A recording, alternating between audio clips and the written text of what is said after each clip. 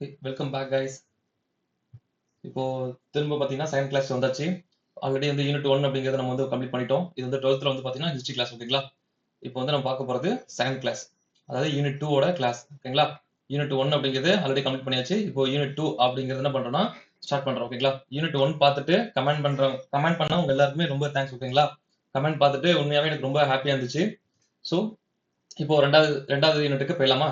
Okay, லாஸ்டா வந்து பாத்தீங்கன்னாக்கா நம்ம வந்து பார்த்தோம் எங்கன்னா 1900 அந்த ரேஞ்சோட முடிஞ்சது. கிட்டத்தட்ட வங்க பிரிவினை அந்த சுதேசி இயக்கத்தோட ஸ்டார்ட்டோட என்ன பண்ணுது அப்படின்னாக்கா லாஸ்ட் கிளாஸ் அந்த யூனிட் 1 அப்படிங்கறத பாத்தீங்கன்னா நம்ம கம்ப்ளீட் பண்ணிடோம் ஓகேங்களா. சோ அதோட கண்டினியூட்டி அப்படிங்கிறது தான் ஐஎன்எம்ல இங்க வரப்போகுது, இந்த டாபிக்ல வரப்போகுது. சோ என்னன்னு பாத்திரலாமா. ஓகே, 19ஆம் நூற்றாண்டின் இறுதி 10 ஆண்டுகளில் இந்திய தேசிய காங்கிரஸ்குள்ளே மிதவாத அரசியலுக்கு எதிராக வெளிப்படையான வெறுப்பு நிலவியது. ஆமா, நம்ம வந்து பார்த்தோம், போன டாபிக்லயே பார்த்தோம் அந்த மிதவாத அரசியல் அப்படின்னா என்னன்னு நம்ம சொன்னோம் இல்லைங்களா. அப்போ அந்த மிதவாத அரசியலுக்கு வெளிப்படையாவே என்ன ஆயிடுச்சு அப்படின்னா வெறுப்பு வந்து நிலவ ஆரம்பிச்சு. இவங்க வந்து ரொம்ப சரியில்லை, இவங்க வந்து ரொம்ப மிதமான போக்கோட இருக்காங்க, அதாவது ரொம்ப ஸ்லோவா இவங்களோட நடவடிக்கைகள்லாம் இருக்கு, பிரிட்டிஷ்காரங்களுக்கு பணிஞ்சு போற மாதிரியே இருக்கு அப்படிங்கிற மாதிரி என்னாச்சுன்னா வெறுப்பு வந்து கிரியேட் ஆகுது ஓகேங்களா.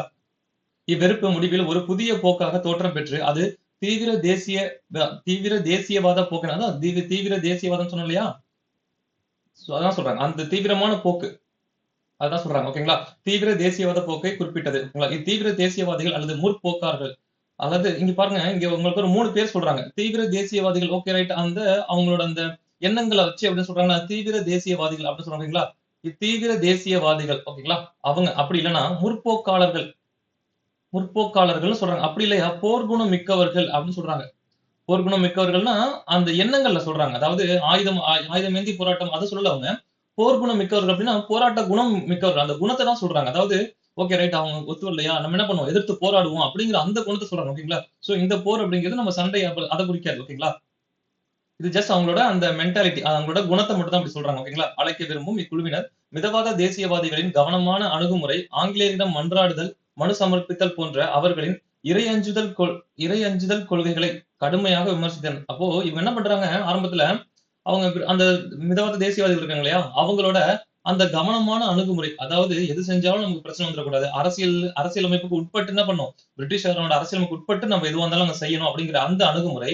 அப்புறம் வந்து ஆங்கிலேயரிடம் மன்றாடுதல். ஓகே, என்ன மன்றாடுதல், அவங்க என்ன சொல்றாங்கன்னா நீங்க செஞ்சு கொடுங்க, நீங்க செஞ்சு கொடுங்கன்னு அவங்க கிட்ட கேட்கறதுதான் என்ன பண்றாங்க மன்றாடுதல் அப்படின்னு சொல்றாங்க. மூணாவது என்னது, மனு சமர்ப்பித்தல். எது பண்ணாலும் என்ன பண்றாங்க, ஒரு மனு சமர்ப்பிப்போம், அவங்க கிட்ட சொல்லுவோம், அவங்க நமக்கு செஞ்சு தருவாங்க அப்படிங்கிற இந்த மனப்போக்கு. இதெல்லாம் என்ன சொல்றாங்கன்னா இறையஞ்சுதல் கொள்கைகளை, இதெல்லாம் மொத்தமா என்ன சொல்றாங்கன்னா இறையஞ்சுதல் கொள்கைகளை கடுமையாக விமர்சித்தனர் ஓகேங்களா. நீங்க ஏன் அப்படி பண்றீங்க, நம்ம அப்படி பண்ணக்கூடாது, நம்ம வந்து நம்மளோட நம்மளோட போராட்ட குணத்தின் மூலியமா என்ன பண்ணும், அவங்களுக்கு தெரிய வைக்கணும், நமக்கு இதெல்லாம் வேணும்னு அவங்களுக்கு தெரியணும் அப்படின்னு சொல்லிட்டு சொல்றாங்க ஓகேங்களா.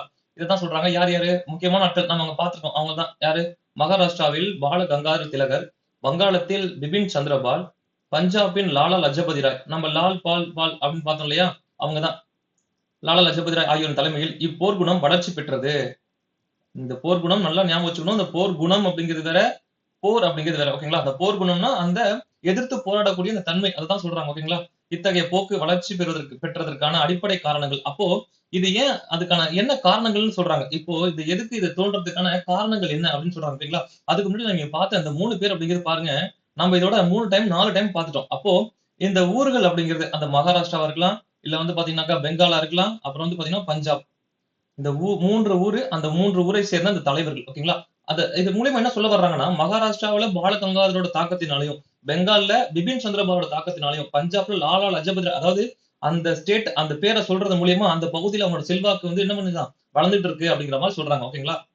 ஓகே, இது வளர்றதுக்கான காரணங்கள் என்ன அப்படின்னு சொல்றாங்கன்னா, காங்கிரஸ்குள் உருவான உட்குழுக்கள் ஓகேங்களா, மிதவாத தேசியவாதிகளின் அரசியல் நடவடிக்கைகளால் ஏற்பட்ட மனச்சோர்வு, வங்காளத்தை பிரித்ததற்காக கர்சன் மீது ஏற்பட்ட கோபம் ஓகேங்களா. வேற ஏதாவது சொல்றாங்களான்னு பாப்போமா.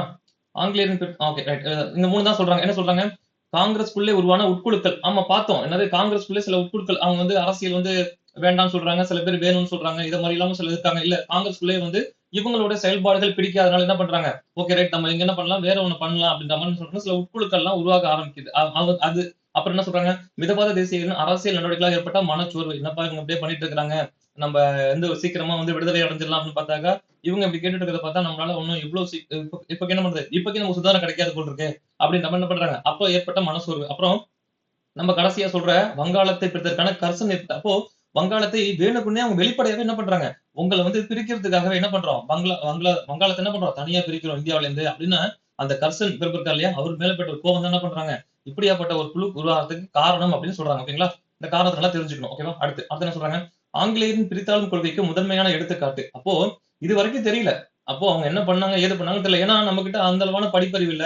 படிப்பறிவு பெற்ற அந்த நபர்கள் இல்ல. ஓகேங்களா? சோ அதனால அவங்க என்ன பண்ணாங்கன்னு நமக்கு தெரியாம இருந்துச்சு. நம்ம பார்த்தோம் 19ஆம் நூற்றாண்டின் கடைசி காலகட்டங்களே சில பேர் படித்த அறிஞர்கள் என்ன பண்றாங்க, வர ஆரம்பிச்சுட்டாங்க. அவங்க பிரிட்டிஷாரோட சில நோக்கங்களையும் கொள்கைகளையும் தெளிவா சொல்ல ஆரம்பிச்சிட்டாங்க. அப்போ இப்ப குறிப்பிட்ட சில இளைஞர்களுக்கு, இந்தியர்களுக்கு தெரிய ஆரம்பிக்குது. இவங்க பண்ற இந்த சூழ்ச்சி வந்து பிரித்தாளும் கொள்கைக்கு ஒரு எடுத்துக்காட்டு. இதுதான் பிரித்தாளும் கொள்கை. நம்ம ஒண்ணா சேர்ந்தோம்னா இவங்க நம்ம பிரிக்கிறதுக்கான எல்லா வேலையும் இவங்க பார்ப்பாங்க.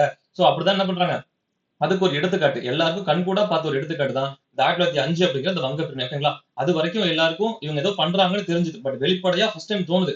ஓகே ரைட், இவங்க நம்ம ஒண்ணா இருக்கிறதா பிரிக்கிறதுக்காக என்ன பண்றாங்க, இத அவங்க பண்றாங்க அப்படின்னு இங்க தெரியுது. ஓகேங்களா? சோ இது என்ன ஆகுது, அது காலனிய எதிர்ப்பு, சுதேசி, தேசிய மலர்வதற்கு வினையூக்கியாய் அமைந்தது. அப்போ பாருங்க, இப்போதான் உங்களுக்கு தெரியவே ஆரம்பிக்குது. ஓகேங்களா? அந்த படித்த அறிஞர்கள் என்ன பண்றாங்க, எல்லாத்தையும் சொல்ல ஆரம்பிக்கிறாங்க. இதுக்கு பின்னாடி இதுதான் இருக்கு. இதுதான் அவங்களோட எண்ணமா இருக்கு. இதுதான் அவங்களோட நோக்கமா இருக்கு. இதுதான் இத்தனை வருஷமா அவங்க நம்ம பண்ணிட்டு இருக்காங்க அப்படின்னு அவங்க சொல்ல அப்பதான் உங்களுக்கு அந்த காலனி எதிர்ப்பு, அதாவது நம்மள வந்து அடிமைப்படுத்தி வச்சிருக்காங்க இல்லையா, அந்த எதிர்ப்பு, சுதேசி, அதாவது நம்ம நாட்டு பொருட்கள் மேல, இல்ல நம்ம நாட்டு மேல இருக்கக்கூடிய அந்த ஆர்வம், அப்புறம் தேசியம், நம்ம எல்லாம் ஒரு நாட்டு மக்கள், நம்ம எல்லாம் ஒற்றுமையாக இருக்கணும் அப்படிங்கிற அந்த எண்ணங்கள் எல்லாம் உருவாக்குறதுக்கு இதுதான் மிகப்பெரிய காரணமா இருந்துச்சு அப்படின்ற மாதிரி சொல்றாங்க. ஓகேங்களா? பிரிவினை திட்டம் முதலில் மிதவாத தேசியங்களால் எதிர்க்கப்பட்டது. ஆனால் இயக்கத்தின் வளர்ச்சி போக்கில் சுதேசி இயக்கத்திற்கான பல உத்திகள் முன்னெடுக்கப்பட்டன. ஓகே. அப்போ இந்த பிரிவினை திட்டம், இந்த வங்க பிரிவினை திட்டம் அப்படிங்கிறது மிதவாத தேசியர்கள் ஒண்ணுமே பண்ணலையா அப்படின்னு பார்த்தா, அவங்க என்ன பண்ணிருக்காங்க, அவங்களும் எதிர்த்திருக்காங்க. ஆனா வந்து என்ன, அவங்க அரசியலுக்கு உட்பட்டு ரொம்ப தீவிரமா இல்ல ரொம்ப ரொம்ப போர்க்குணத்தோட என்ன பண்ணல, அவங்க வந்து எதிர்க்கல. ஓகேங்களா? ஆனால் இயக்கத்தின் வளர்ச்சி போக்கில் சுதேசி இயக்கத்திற்கான பல உத்திகள் முன்னெடுக்கப்பட்டன. அப்போ இந்த டைம்ல இந்த சுதேசி இயக்கத்துக்கான அந்த சில முன்னெடுப்புகளை எடுத்திருக்காங்க. ஓகேங்களா? அந்த சுதேசி இயக்கத்தோட முன்னெடுப்புகள் என்ன அப்படின்னு சொல்றாங்க அப்படின்னா, அந்நிய பொருட்களை புறக்கணிப்பது. ஓகே. ஏன்?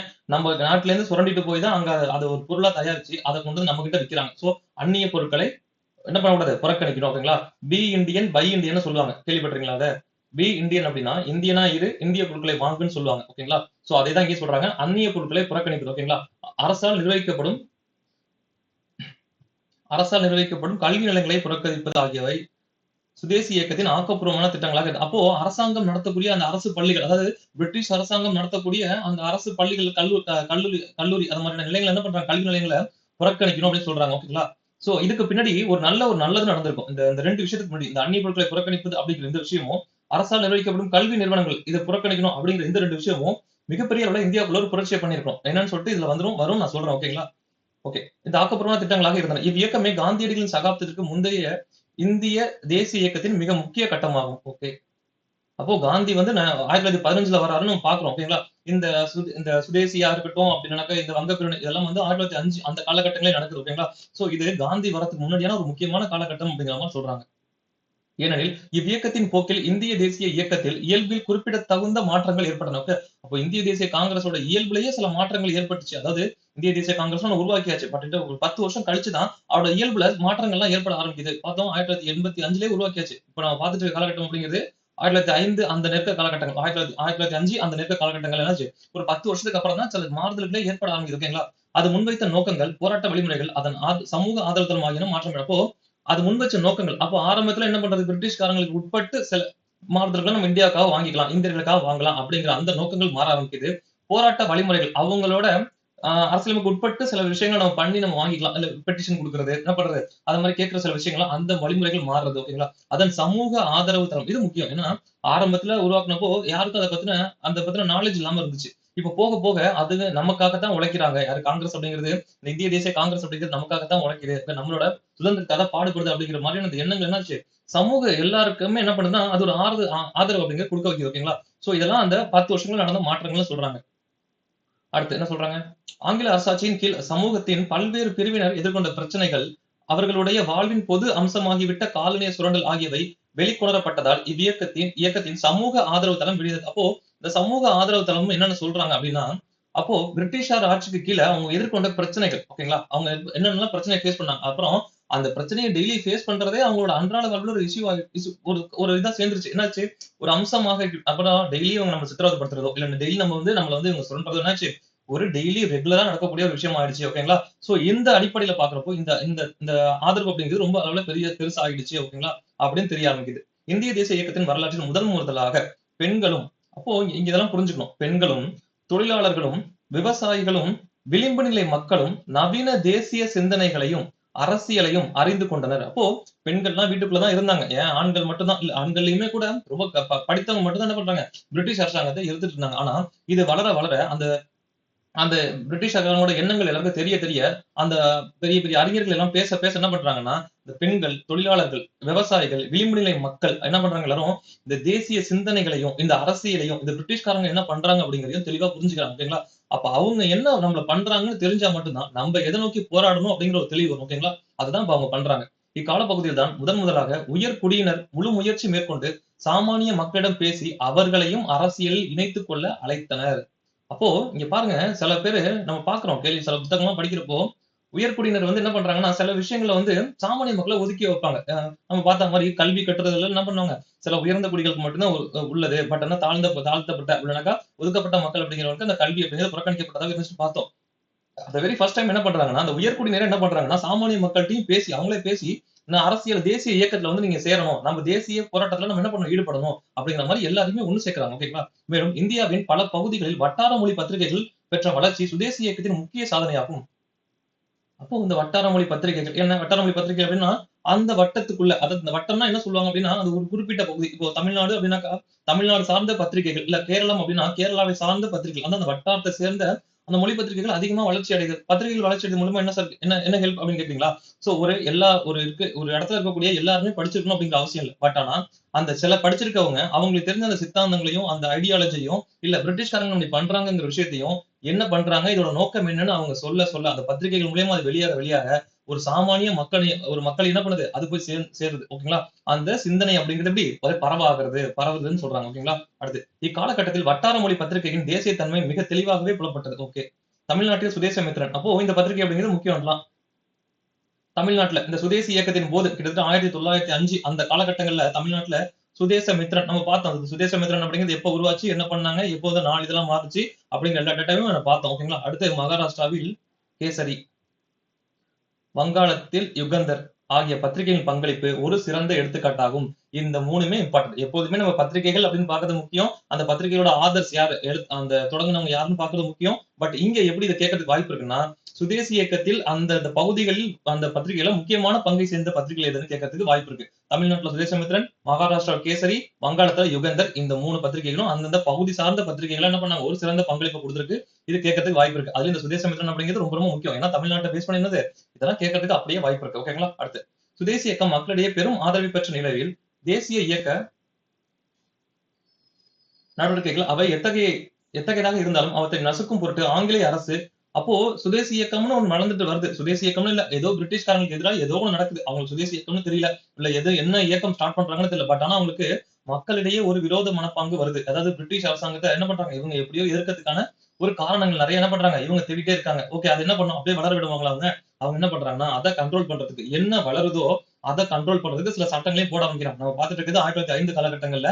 சோ இந்த 5 காலகட்டங்கள்ல அந்த போராட்ட குணங்கள்லாம் வளர்ச்சி அடைய அந்த டயத்துல இவங்க பிரிட்டிஷ்காரங்க என்ன பண்றாங்கன்னா, அதை கண்ட்ரோல் பண்ண ட்ரை பண்றாங்க. சோ அதை கண்ட்ரோல் பண்றதுக்கு என்னென்ன சட்டங்கள் போடுறாங்க, அது வெளிவராம இருக்கிறதுக்கு என்னென்ன பண்ணலாம், ஓகேங்களா? அந்த மாதிரி விஷயங்களை பண்றாங்க. இதுவும் இந்த வருஷங்கள்ல நமக்கு ரொம்ப ரொம்ப முக்கியம். ஓகேங்களா? இந்த குறிப்பிட்ட இந்த வருஷங்கள் அப்படின்னா அப்படியே கேட்கறதுக்கு வாய்ப்பு இருக்கு. ஓகேங்களா? அடுத்து என்ன சொல்லிருக்காங்க, பொதுக்கூட்டங்கள் சட்டம். இது எதுக்கு?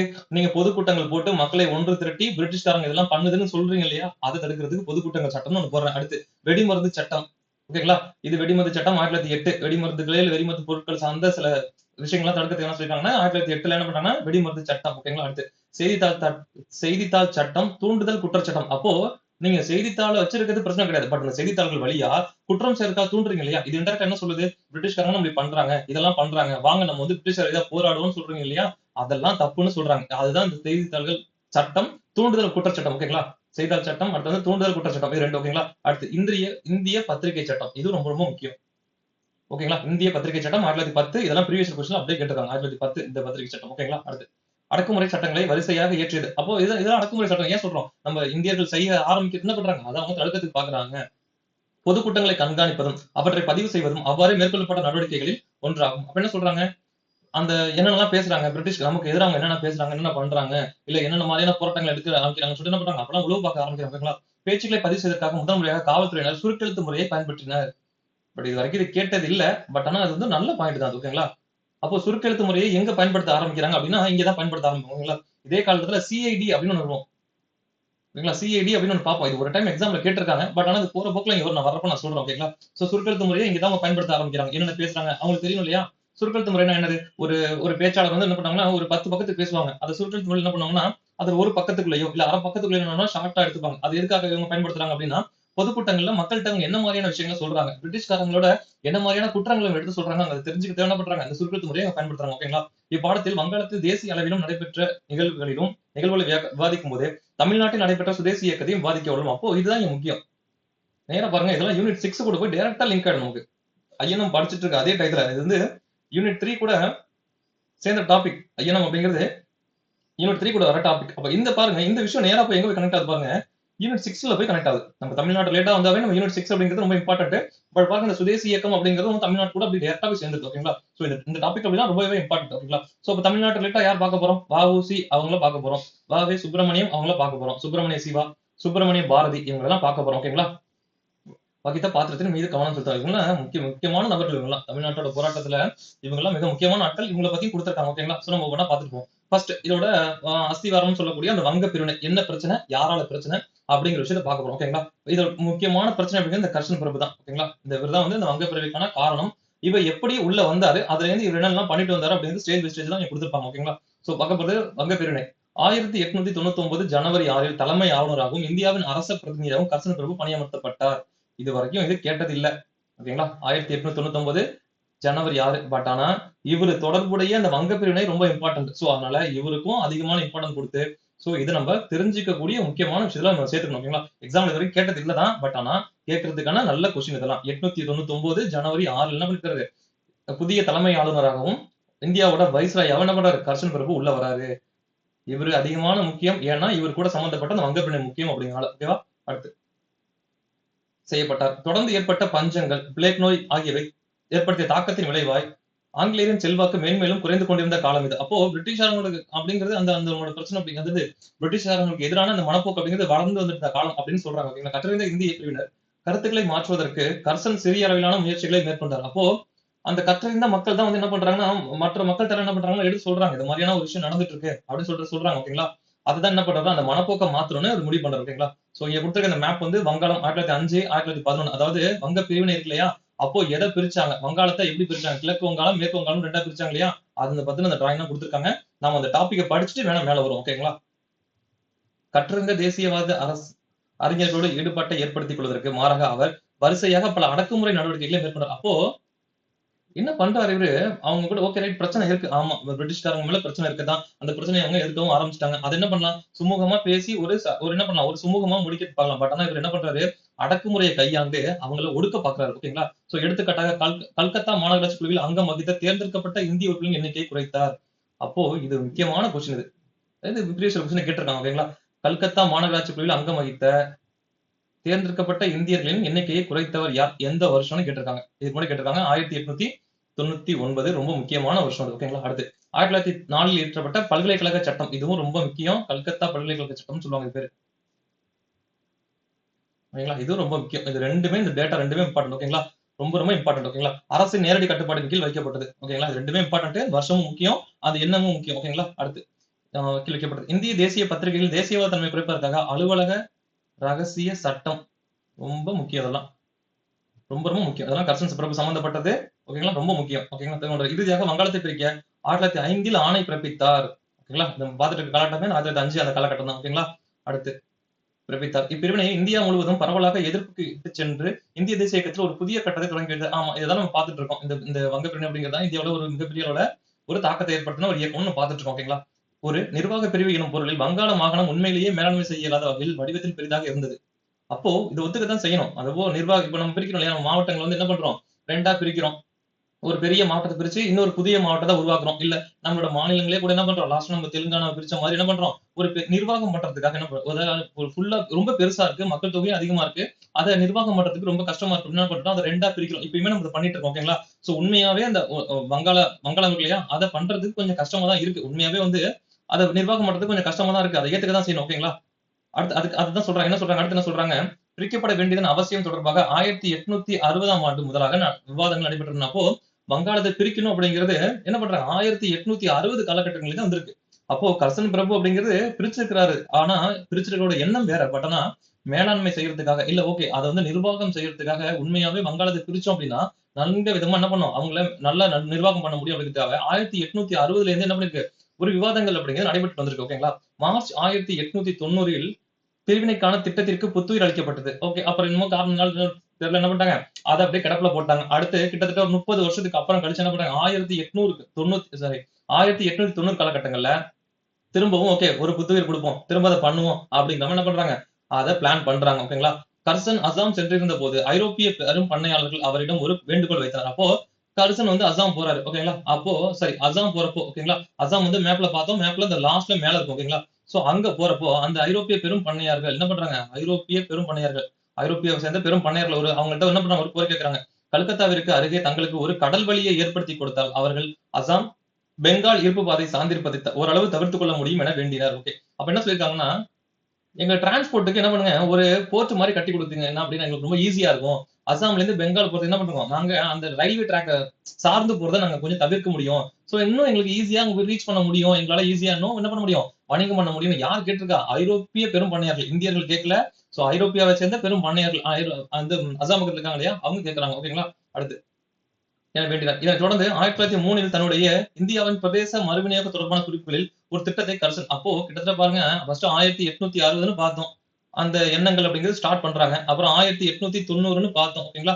அதுக்கப்புறம் என்னதான் 1909 இப்போ இந்த காலகட்டங்கள்ல திரும்பவும் இப்பதான் 1899 தான் இவர் உள்ள வந்திருப்பாரு. கர்சன் உள்ள வந்துட்டாரு. ஓகேங்களா. சோ இவர் என்ன பண்றாருன்னா 1993 திரும்பவும் அந்த அந்த அந்த விஷயத்தை கையில் எடுக்கிறாரு. ஓகேங்களா. அப்ப என்ன பண்றாரு இதுவே பின்னர் திருத்தப்பட்ட ரிஸ்லி அறிக்கை என்ற பெயரில் வெளியிடப்படுது. அப்போ இதுதான் என்ன பண்றாங்கன்னா ரிஸ்லி அறிக்கை. இது வரைக்கும் கேட்டது இல்ல. பட் ஆனா வந்து நல்ல ஏரியா அதெல்லாம். ஓகேங்களா.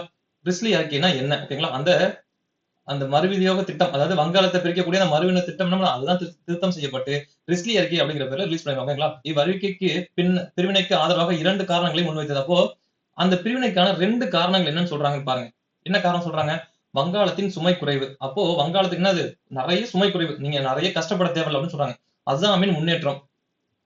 அப்போ அந்த மூலை பகுதியில் இருக்கக்கூடிய அசாமோட முன்னேற்றம் என்னது தனியா பிரிச்சதுக்கு அப்புறம் நிறைய டெவலப் பண்றதுக்கான வாய்ப்புகள் கிடைக்கும் அப்படின்ற மாதிரி சொல்றாங்க. ஓகேங்களா. இந்த 2 விஷயங்களை அவங்க முன்வைக்கிறாங்க. ஓகேங்களா. சோ இது கேட்கறதுக்கு வாய்ப்பு இருக்கு. வங்காள பிரிவுக்கு அவங்க சொன்ன காரணங்கள் என்ன 2 ஒண்ணு வங்காள சுமை வங்காளத்தோட சுமை குறைஞ்சிரும். ஓகேங்களா. 2வது அசாமுக்கு இன்னும் நல்ல ஒரு முன்னேற்றம் கிடைக்கும் 2 விஷயத்த சொல்றாங்க. ஓகேங்களா.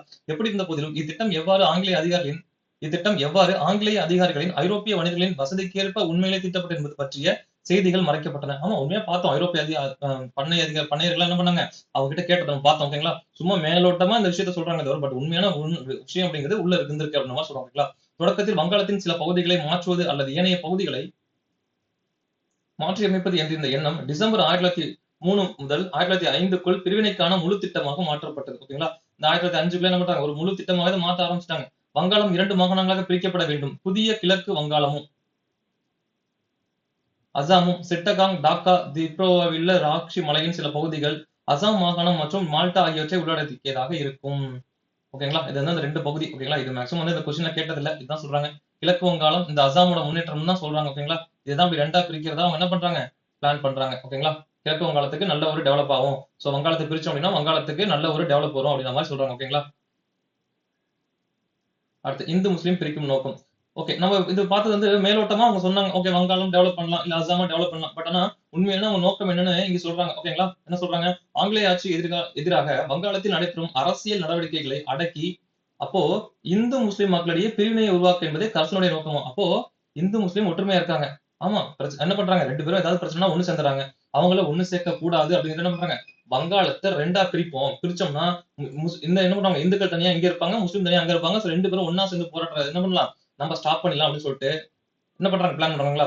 குடிமை பணியாளர்கள் முன்வைத்த மாற்று திட்டங்களை குறிப்பாக வங்காளத்தை மொழி அடிப்படையில் பிரிப்பது எனும் கருத்தை வேண்டுமென்றே புறந்தள்ளப்பட்டது. அப்போ அந்த மாநிலங்களை மொழி வாரியா பிரிக்கிறது அப்படிங்கிறது எப்போ நம்ம வந்து 1948 அந்த காலங்கள்ல தான் அந்த பிரச்சனை ஸ்டார்ட் ஆயிருக்கும். பட் ஆனா இங்க பாருங்க அப்பவே சொல்லியிருந்திருக்காங்க இந்த 1905 காலகட்டங்களே அதாவது அந்த சிவில் சர்வீஸ்ல வேலை செஞ்சவங்க என்ன பண்றாங்க அதாவது மொழி அடிப்படையில் பிரிக்கணும் அப்படின்ற மாதிரி இவங்க சொல்லியிருக்காங்க. பட் ஆனா என்ன பண்றாங்க இங்க பாத்துருக்கோம் வெளிப்படையாக இந்து முஸ்லீம் குறிக்கிறதுக்காக என்ன பண்றாங்க அதை இவங்களுக்கு தகுந்த மாதிரி வேணும் என்ன பண்ணிருக்காங்க அதை அவாய்ட் பண்ணிருக்காங்க. ஓகேங்களா. அடுத்து இத்திட்டம் வங்காள அரசியல்வாதிகளை மேன்மேலும் ஒருங்கிணைத்துவிடும் என்பதால் கர்சன் திட்டத்தை ஏற்க மறுத்தார். ஓகே. ஓகே நம்ம ஒண்ணு சேர்ந்துடக்கூடாது, அதுதான் அவங்களோட எண்ணம். ஓகேங்களா? அடுத்து கர்சன் பிடிவாதமாக பிரிக்கப்பட்ட வங்காளம் தெளிவாக தனித்தனியாய் பிரிக்கப்பட்ட இந்து முஸ்லிம் மக்களை கொண்டிருக்க வேண்டும் என விரும்பினார். அப்ப பாருங்க, இந்து முஸ்லிம் ரெண்டு பேரும் ஒண்ணா இருக்க கூடாது அப்படின்னா இப்ப இருக்க இந்தியா பாகிஸ்தான் மாதிரி எப்படி ரெண்டு பேரும் ஒரு போட்டி பொறாமை அது மாதிரியான விஷயங்கள் இருக்கணும் அப்படிங்கிற மாதிரி நம்பிருக்காங்கன்னா அப்பவே அவங்க பிரிக்க பார்த்துட்டாங்க. ஓகேங்களா? புவியியல் அடிப்படையாக பாகிரதி ஆறு இயற்கையாகவே வங்காளத்தை பிரிப்பதாக அமைந்திருந்தது. அப்போ இது முக்கியமான கொஸ்டின் ஏரியா. பட் இது வரைக்கும் கேட்டதில்ல. பட் நல்ல ஒரு கொஸ்டின் ஏரியா.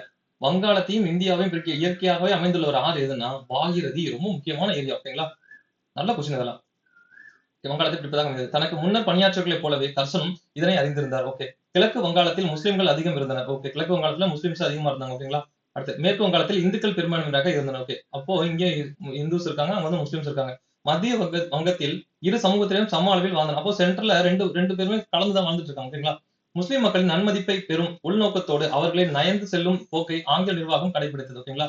அப்போ அவங்க கிட்ட என்ன பண்றாங்கன்னா நம்ம கிட்ட சொல்ற மாதிரி ஒரு பெரிய பிரச்சனை அவங்க கொண்டு வரல. பட் முஸ்லிம்ஸை பொறுத்தவரைக்கும் என்ன பண்றாங்க, கொஞ்சம் நகர்ந்து போறாங்க. எதுக்கு? ஓகே நம்ம சொல்றதை அவங்க கேட்கணும் அப்படிங்கிற விஷயத்துல என்ன பண்றாங்க, பிரித்தாளும் கொள்கை அதை பயன்படுத்துறதுக்காக என்ன பண்றாங்கன்னா அவங்க கிட்ட அவங்க கேட்டதெல்லாம் பண்ற மாதிரி ஒரு ஒரு போக்கு வந்து கடைபிடிக்கிறாங்க. ஓகேங்களா? முந்தைய முஸ்லிம் ஆட்சி முதலாக முஸ்லிம்கள் மக்கள் ஒருபோதும் அனுபவித்தாத ஒரு ஒற்றுமையை புதிய மாகாணமாக கிழக்கு வங்காளத்தில் அனுபவிப்பார்கள் என பிப்ரவரி 1904 டாக்காவில் கர்சன் முஸ்லிம்களுக்கு உறுதியளித்தார். அப்போ இது ரொம்ப முக்கியம். முஸ்லிம்களுக்கு கர்சன் பிரபு உறுதியளித்தார். ஏன்னா வங்காளம் பகுதியில கிழக்கு வங்காளம்ல அவங்க தான் அதிகமா இருக்காங்க. சோ அவங்க வந்து அக்செப்ட் பண்ணணும். ஓகே ரைட் நாங்க வந்து பிரிஞ்சிருக்கோம்னு. அவங்க அக்செப்ட் பண்ணா பிரச்சனையே கிடையாது. ஓகே எங்களை வந்து பிரிச்சிருக்கணும்னு சொல்லிட்டு. பட் இவங்களே பிளான் பண்ணி பிரிக்கிறதுக்கு பிளான் பண்றாங்க.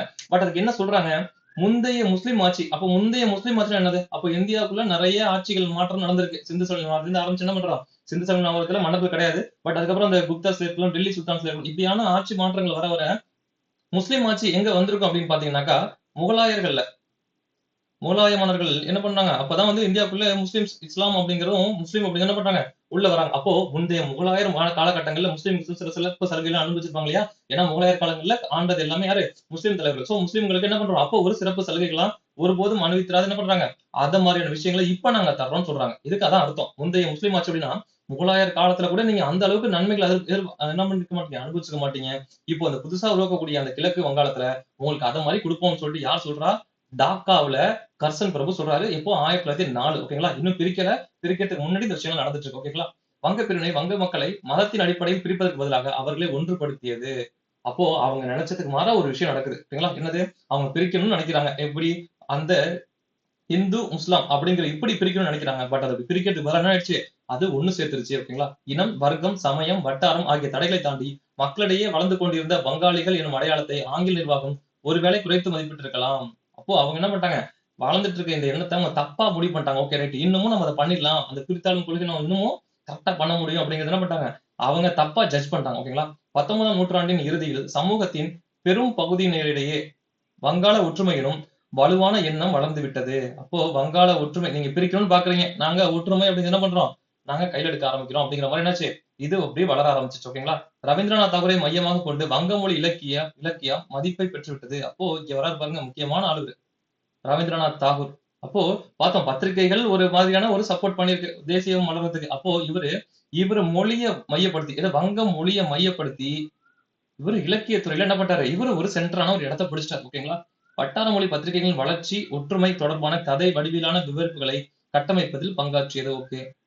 இதை போலவே மீண்டும் மீண்டும் தோன்றிய பஞ்சங்கள், வேலையின்மை, பொருளாதார வளர்ச்சியில் ஏற்பட்ட சறுக்கல் ஆகியவை காலனி எதிர்ப்பு உணர்வுகளை தோற்றுவித்தன. ஓகேங்களா? இதெல்லாமும் ஒரு காரணங்களா இருக்குன்னு சொல்றாங்க. இது பஞ்சம், வேலையின்மை, பொருளாதார வளர்ச்சி, சறுக்கல் இதெல்லாமும் கூட என்னாச்சு, அவங்களுக்கு எதிரான ஒரு எதிர்ப்பை ஸ்டார்ட் பண்ண ஆரம்பிச்சிருச்சு அப்படின்னு சொல்றாங்க. ஓகேங்களா? அடுத்து பிரிவினை எதிர்ப்பு இயக்கம். அப்போ இது வரைக்கும் பிரிக்கிறத பத்தி பேசிட்டு இருக்காங்க. அதுக்கான சில பிரிச்சா இப்படிலாம் இருக்கும், எப்படிலாம் நல்லா இருக்கும் அப்படிங்கிற விஷயம் சொல்லிட்டு இருக்காங்க. ஓகேங்களா? இப்பதான் அதை பிரிக்க போறாங்க. அதுக்கான என்னென்ன விஷயங்கள் நடக்க போகுது அப்படின்னு பார்க்கலாம். ஓகேங்களா? டிசம்பர் 1903 வங்க பிரிவினை அறிவிக்கப்பட்டதில் இருந்தே, இப்போ டிசம்பர் 1903 வங்க பிரிவினை அறிவிக்கப்பட்டது. ஓகேங்களா? கன்ஃபார்ம் பண்ணல. பட் அதை பண்ண போறோம்னு அறிவிக்கிறாங்க. ஓகேங்களா? இது தீவிர தேசியவாதிகள், மிதவாத தேசியவாதிகள் இரு தரப்பினரும் அதை விமர்சனம் செய்தனர். அப்போ தீவிர தேசியவாதிகள் பார்த்தோம், யாரும் மிதவாத தேசியங்களோட போக்க அவங்க எதிர்த்துட்டு இருக்காங்க. ஓகேங்களா? பட் இவங்க ரெண்டு பேருமே எதை எதிர்க்கிறாங்க அப்படின்னா, இந்த வங்க பிரிவினை அப்படிங்கிறத வெளியோட்டமாவே எதிர்க்க ஆரம்பிக்கிறாங்க. ஓகேங்களா? அதை விமர்சனம். ஆனா சுரேந்திரநாத் பானர்ஜி, கே மித்ரா, பிருத்வி சந்திரசே ஆகியோர்கள் எதிர்வினையானது. வேண்டுகோள் விடுப்பது மனசு என்ற அளவோடு சுருங்கி போனது. அப்போ இந்த சுரேந்திரநாத் பானர்ஜி, ஓகேங்களா, சுரேந்திரநாத் பானர்ஜி, மித்ரா, பிருத்வி சந்திரரே இவங்க எல்லாம் எதிர்க்கிறாங்க. பட் ஆனா என்ன பண்றது, அவங்க கிட்ட இந்த மனு கொடுக்குறது, இப்படி பண்ணாதீங்க செய்யாதீங்க அப்படின்னு அந்த லெவலில் என்ன ஆயிடுச்சு, அது பெருசா ஒண்ணும் நடக்கல, பெருசா வந்து அது மாறல அப்படின்னு சொல்றாங்க. பிரிவினைக்கு எதிராக இங்கிலாந்து மக்களின் கருத்தில் தாக்கத்தை ஏற்படுத்தும் அளவில் அதன் நோக்கமும் கட்டுக்குள்ளேயே இருந்தது. அப்போ ஒண்ணும் பெருசா ஒண்ணும் அவங்க முயற்சிகள் எல்லாம் பெரிய அளவுல என்ன பண்ணிடுச்சு ஒண்ணும் ஏற்படுத்தல. ஓகேங்களா? இங்கிலாந்து மக்களோட அந்த கருத்துல தாக்கத்தை ஏற்படுத்துறது அப்படிங்கிற மாதிரி, அதாவது பிரிட்டிஷ் மக்களுக்கு பிரிட்டிஷ்காரங்க இப்படி இவங்க பண்ணிட்டு இருக்காங்கன்னு தெரியப்படுத்துறது மட்டும் தான் அவங்க நோக்கமா இருந்திருக்கு அப்படின்னு சொல்றாங்க. ஓகேங்களா?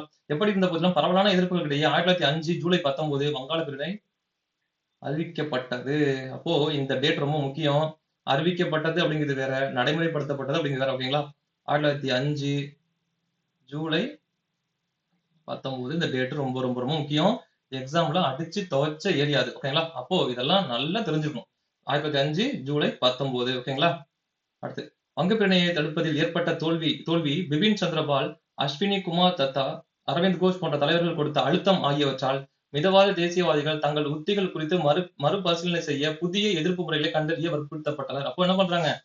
அந்த மிதவாத தேசியவாதிகளை கம்பல் பண்றாங்க. இந்த பாருங்க, நீங்க பண்றது சரியில்லை. நீங்க பண்ற விஷயத்தினால எதுவும் நாட்டுக்கு நல்லது நடக்க மாட்டேங்குது. என்ன பண்றது? ரொம்ப மோசமான நிலைமைக்கு தான் போயிட்டு இருக்கோம். முன்னாடி இருந்ததுக்கு இப்ப இருந்ததுக்கு ஒரு மாற்றமும் இல்லை அப்படின்னு சொல்லிட்டு என்ன பண்றாங்க? அவங்கள தங்களோட சிந்தனைகளையும் தங்களோட குணங்களையும் மாற்றத்துக்கான ஒரு கட்டாயம் தள்ளுறாங்க. ஓகேங்களா? மாறுங்க. இப்போ என்ன பிரச்சனை போயிட்டு இருப்பாங்க, மக்கள் இந்த மாதிரி மாறுங்க, நம்ம இன்னும் மாறணும் அப்படின்ற மாதிரி சொல்றாங்க. ஓகேங்களா? அவைகள் ஒன்றுதான் ஆங்கில பொருட்களை புறக்கணிப்பது. அப்ப அந்த விஷயத்த அவங்க சொல்றாங்க. ஓகே, வாங்க நம்ம எதிர்ப்பை இப்படிதான் காட்டணும். ஓகேங்களா? அவங்க பொருளாதார ரீதியா அவங்க டிஸ்டர்ப் பண்ணுவோம். அவங்க பொருட்கள் நம்ம வாங்கக்கூடாது. அவங்க நஷ்டத்தை ஏற்படுத்துவோம் அப்படிங்கிற மாதிரி என்ன பண்றாங்க? அப்படியாப்பட்ட சித்தாந்தங்களுக்கு நகர ஆரம்பிக்கிறாங்களா? நீண்ட விவாதத்துக்கு பின்னர் இந்திய தேசிய காங்கிரஸ் மிதவாத தேசிய தலைமை இதனை ஏற்றுக்கொண்டது. அப்போ மிதவாத தேசியர் என்ன பண்றாங்க? ஓகே, ரைட், நீங்க சொல்றது கரெக்ட் தான். நம்ம அவங்க நம்மள இப்படி யோசிக்கிறாங்க அப்படின்னா நம்ம நம்மளோட போராட்ட எண்ணங்களையும் இல்ல போராட்ட முறைகளையும் மாற்ற வேண்டிய ஒரு கட்டாயத்துக்கு வந்துடும். ஓகேங்களா? சோ நம்ம அதை பண்ணி ஆகணும் அப்படின்ற மாதிரி இவங்களும் ஏத்துக்கிறாங்க அதை.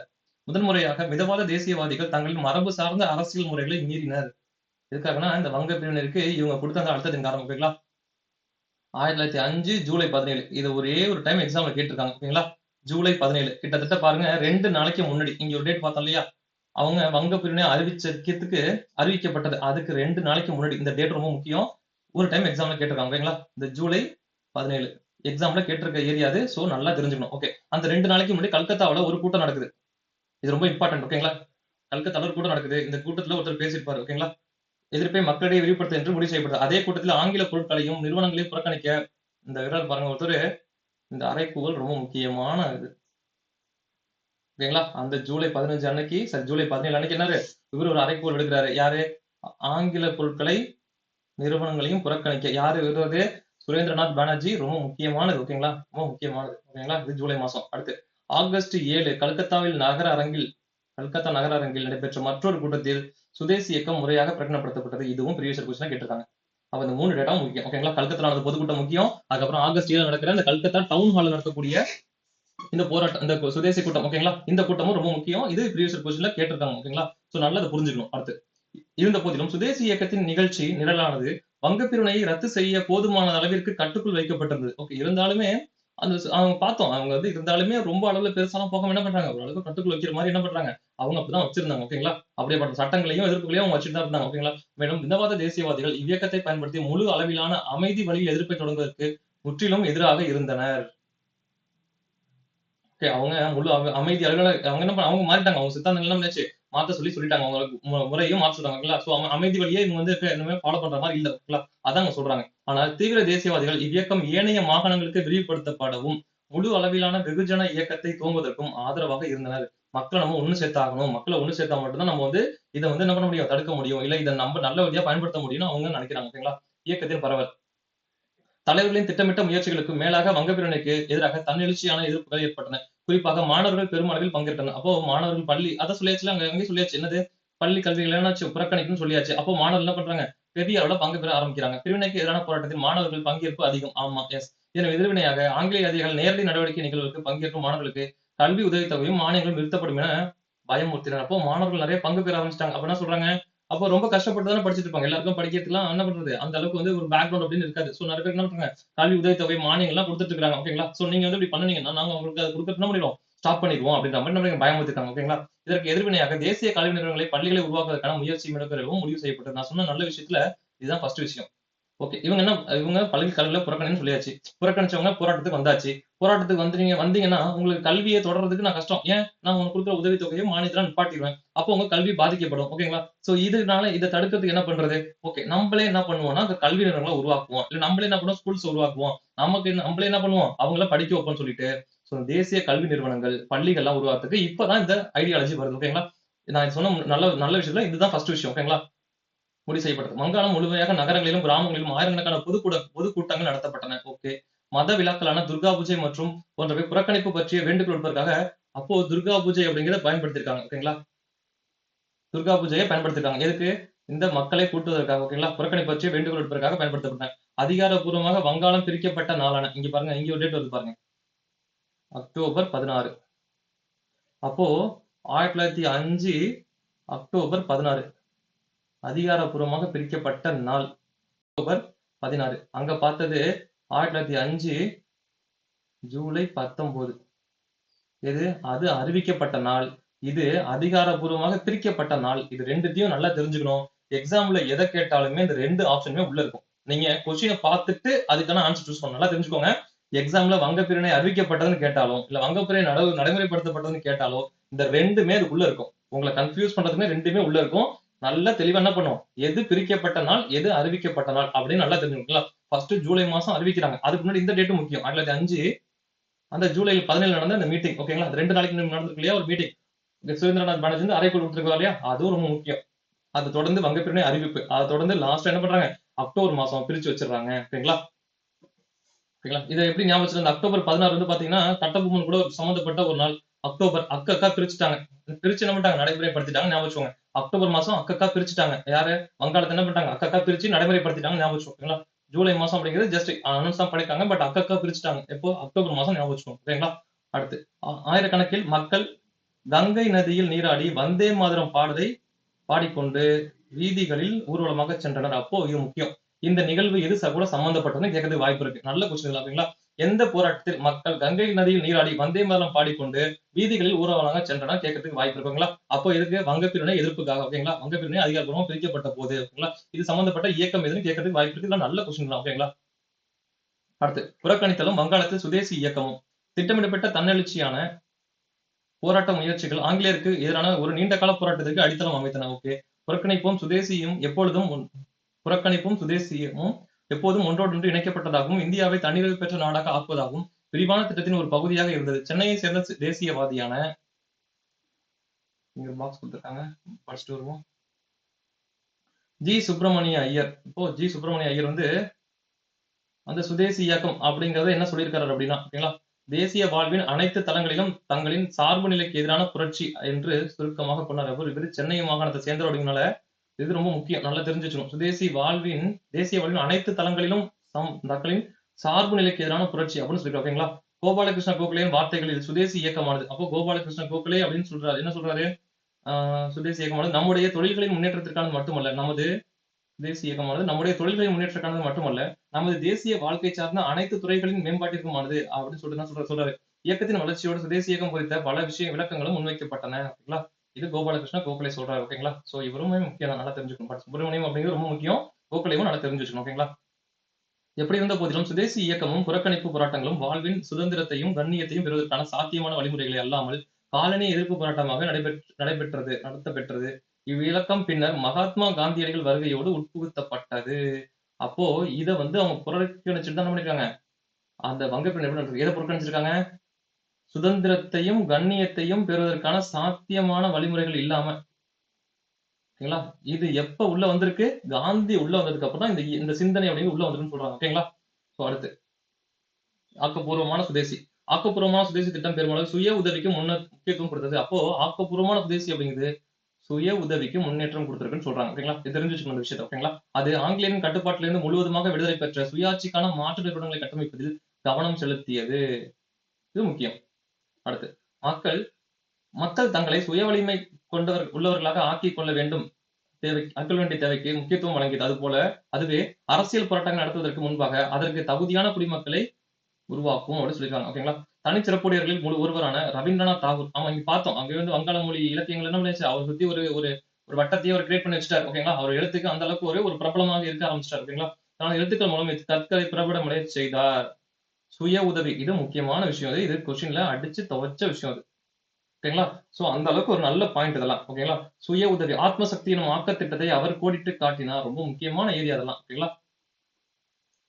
தாகூர் சுய பொருளாதார வளர்ச்சிக்கு அழைப்பு விடுத்தார். ஓகே, அதான் ஆத்மசக்தி அப்படின்னு சொல்லிட்டு ஓகேங்களா? கல்வியானது தாய்மொழியில் வழங்கப்படும் என்றும் அழைப்பு. அப்போ கல்வியானது தாய்மொழியில வழங்கணும்னு சொல்லியிருக்காரு. ஓகேங்களா? இது வரைக்கும் கேட்டதில்ல. பட் இதெல்லாம் நல்ல கொஸ்டின் ஐடியா. ஓகேங்களா?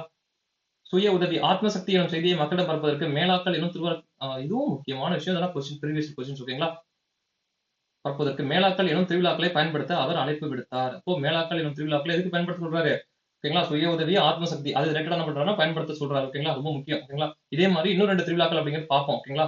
மேலாக்கள் திருவிழாக்களை பயன்படுத்த அழைப்பு விடுத்தார். இதுவே ஒட்டுமொத்த வங்காளத்தின் தாரக மந்திரமாகி அதன் விளைவாக அனைத்து இடங்களிலும் ஜவுளி, கைத்தறி, துணிகள், சோப்புகள், மட்பாண்டங்கள், தீப்பெட்டி, தோல் பொருட்கள் ஆகியவை விற்பனை செய்யும் சுதேசி விற்பனை நிலையங்கள் பெருகின. சுதேசினா சிம்பிள். நம்ம நாட்டிலே உற்பத்தி செஞ்சு நம்மளே வாங்கி நம்மளே யூஸ் பண்ணணும். அதுதான் சுதேசினா. சிம்பிளா அதுதான். ஓகேங்களா? இங்க ஒரு பாக்ஸ் கொடுத்துறாங்களே பார்க்கணும். சுதேசி சிந்தனையின் பரிணாம வளர்ச்சி. ஓகேங்களா? இப்படி விடுதலை போராட்டத்தின் போது சுதேசி இயக்கம் என்ற எண்ணம் முதலாக 1905 சில காங்கிரஸ் தலைவர்களாலும் 1920 மகாத்மா காந்திய தலைமையிலும் ஒரு தத்துவமானது. ஓகே. சுதேசி என்பது ஒருவரது சொந்த நாடு என்பதாகும். சுதேசினா என்னது? ஒருவரோட சொந்த நாடு அப்படின்னு சொல்றாங்க. சுதேசினா ஒருவரது சொந்த நாடு. டைரக்டாவே இது ஒரு கொஸ்டினா கேட்கலாம். சுதேசி அப்படின்னா என்ன? அவரோட பொருள் என்ன? அது ஒருவரது சொந்த நாடு. இத்தத்துவத்தின் தோற்றமானது 1872 புனேவில் மகாதேவ் கோவிந்த ரானடே தனது தொடர் சொற்பொழிகள் மூலம் இச்சிந்தனை பிரபலமயப்படுத்தியதிலிருந்து தொடங்கியது. அப்போ இது கேட்கக்கூடிய வாய்ப்பு இருக்கு. அப்போ சுதேசி அப்படிங்கிற கருத்து தோன்றதுக்கோ இல்லைனாக்கா அதோட பிரபலமானதுக்கு யார் காரணம்? எம்.ஜி. ரானடேன்னு சொல்லக்கூடிய மகாதேவ் கோவிந்த் ரானடே 1822 என்ன பண்றாரு? புனேவுல நடந்த ஒரு மீட்டிங் மூலியமா இது வந்து என்ன பண்ணுது? அது பிரபலமாயா ஓகேங்களா? ரானடேவின் கருத்துப்படி ஒரு சொந்த நாட்டில் உற்பத்தி செய்யப்படும் பொருட்களுக்கு ஒருவரது சொந்த நாட்டில் உற்பத்தி செய்யப்படும் பொருட்களுக்கு அப்பொருட்களின் பயன்பாடு குறைவான மனநிலையை கொடுத்த போதிலும் முன்னுரிமை வழங்கப்பட வேண்டும். அப்போ நான் சொன்ன அந்த பி இந்தியன் பை இந்தியன், இந்தியனா இரு இந்திய பொருட்களை வாங்கு. நம்ம சொல்றோம் இல்லையா, made in India, make in India எல்லாம் சொல்றோம் இல்லையா? அதாவது இந்திய பொருட்களை வாங்குறது மூலியமா அதோட மனநிறைவு கம்மியாவே இருந்தாலும் அதை வாங்குறதுல நம்ம முன்னுரிமை கொடுக்கணும். அது மூலியமா தான் நம்ம நாடு வளரும். அதுதான் வந்து என்ன சொல்றாங்க? சுதேசின்னு சொல்றாங்க. ஓகேங்களா? வெளிநாட்டு பொருட்களை வாங்குற மூலியமா வெளிநாடு தான் சம்பாதிக்கணும். இப்போ உள்நாட்டு பொருட்களை ஊக்கப்படுத்துறது மூலியமா என்ன பண்ணணும்? நம்ம நாடு வளரும். அதுதான் சொல்றாங்க. இப்போ இன்னமும் இந்த கருத்துக்கள் அப்படின்னா நம்ம டெவலப் பண்ணிட்டு தான் இருக்கோம். ஓகேங்களா? 1920களில் காந்தியடிகள் இதை அனைத்து இந்தியர்களுக்கும் தங்கள் பிறந்த நாட்டிற்கு செய்ய வேண்டிய கடமைகளோடு இணைத்து சுதேசி சிந்தனைக்கு புதிய பொருளை கொடுத்தார். ஓகேங்களா? சுதேசி சிந்தனை அப்படிங்கிறது பாத்தீங்கன்னா இதுதான். ஓகேங்களா? காந்தியடிகளை பொறுத்த மட்டும் சுதேசி என்பது ஒருவர் சொந்த நாட்டில் உற்பத்தி செய்யப்படும் பொருட்களை மட்டும் பயன்படுத்துவது என்பது மட்டுமல்ல. அவர் பின்வரும் வார்த்தைகள் சுதேசியை விளக்குகிறார். அப்போ அவர் சொல்றாரு, வெறும் பொருட்களை உற்பத்தி செய்யற பொருட்களையோ அதை வாங்குறது மூலியமா சுதேசி கிடையாது. அது என்ன சொல்றாரு அப்படின்னா, சுதேசி என்பது நமக்குள்ளே இருக்கும் ஆன்ம பலம். அது வெகு தொலைவிலிருந்து கிடைப்பனவற்றை ஒதுக்கி வைத்து நமக்கு வெகு அருகே உள்ள சுற்றுப்புறத்திலிருந்து கிடைக்கும் பயன்களையும் சேவைகளையும் பயன்படுத்தும் வண்ணம் இங்கு உள்ளவர்களால் தயார் செய்யப்படும் பொருட்களை மட்டுமே நாம் பயன்படுத்த வேண்டும். அப்படியான தொழில்கள் எங்கு தேவைப்படுகிறதோ அங்கே அவைகள் திறம்படவும் முழுமையாகவும் செயல்பட செய்ய வேண்டும். வாங்குறது மட்டும் இல்ல, அப்படியாப்பட்ட தொழில்கள் அதன் உருவாக்கத்தை என்ன பண்ணும்? நம்ம சில ஹெல்ப்பும் பண்ணணும், சேவைகளும் செய்யணும் அப்படின்ற மாதிரி சொல்றாங்க. ஓகேங்களா? ஓகேவா? இந்த பேஜ் முடிஞ்சிச்சு. ஓகே, அடுத்து வட்டார மொழியில் கல்வி எனும் கருத்து. ஓகேங்களா? வட்டார மொழியில் கல்வி எனும் கருத்து சுதேசி இயக்கத்திற்கு வெகு முன்னரே. அப்போ வட்டார மொழியில கல்வின்னு சொல்லிட்டு இங்க பார்த்தோம். யாருக்கு சொல்லி பார்த்தோம்? ரவீந்திரநாத் தாகூர் வந்து சொல்லியிருந்தாரு. ஓகேங்களா? அவர் சொல்லியிருந்தாரு இந்த மாதிரி வட்டார மொழியில வந்து கல்வியை கத்து தரணும் அப்படிங்கிற மாதிரியான சில விஷயங்கள்லாம் சொல்லியிருந்தாரு. பட் ஆனா இது 1905 காலகட்டங்கள் தான். பட் ஆனா இதுக்கு ஒரு 3-4 வருஷத்துக்கு முன்னாடியே 1902லயே சதீஷ் சந்திர முகர்ஜி. ஓகேங்களா? சதீஷ் சந்திர முகர்ஜி. இது ப்ரீவியஸ் கொஸ்டின் கேட்டிருக்காங்க. ஓகேங்களா? ப்ரீவியஸ் கேட்டது. ஓகேங்களா? சோ விடிவெள்ளி கழகம், டான் சொசைட்டி அப்படின்னு சொல்லுவாங்க. ஓகேங்களா? அப்பவே என்ன ஆயிடுச்சு? இது உருவாக்கப்பட்டது அப்படின்னு நம்ம சொல்றாங்க. கிட்டத்தட்ட அந்த வட்டார மொழி கல்வி அப்படிங்கிறது என்ன பண்றாங்க? வட்டார மொழியில கல்விங்கிறது இதுவே முன்னாடியே சொல்லிட்டாங்க. யார் சொன்னது? விடிவெள்ளி கழகம்னு சொல்லக்கூடிய 1902ல சதீஷ் சந்திர முகர்ஜி. இது முக்கியமான கொஸ்டின். இது டிஎன்பிஎஸ்ல கேட்ட கொஸ்டின். ஓகேங்களா? ஒரு ரீசென்ட் இயர்ஸ்ல கேட்ட கொஸ்டின் இதெல்லாம். ஓகேங்களா? அடுத்து 1905 நவம்பர் 5 விடிவெள்ளி கழகத்தின் முன்னெடுப்பில் கல்விக்கான தேசிய கழகம் உருவாக்கப்பட்டது. இதுவும் கொஸ்டின் ஏரியா. கல்விக்கான தேசிய கழகம் யாரோட முன்னெடுப்பில் உருவாக்கப்பட்டது? விடிவெளி கழகம், டான் சொசைட்டியின் அடிப்படையிலான உருவாக்கப்பட்டது. எப்போ? நவம்பர் 5. ஓகேங்களா? 1905. பட் ஆனா மேல பார்த்தது 1902. ஓகேங்களா? சோ இங்க பாக்குறது அந்த கல்விக்கான தேசிய கழகம் உருவாக்கணும் 1905. ஓகேங்களா? ஆகஸ்ட் 1906 வங்காள தேசிய கல்லூரியும் பல்லுரியும் நிறுவப்பட்டது. அப்போ இது இம்பார்ட்டன்டான விஷயம் அது. ஆகஸ்ட் 1906 வங்காள தேசிய கல்லூரியும் பள்ளியும் என்ன பண்ணாங்க? நிறுவிருக்காங்க. ஓகேங்களா?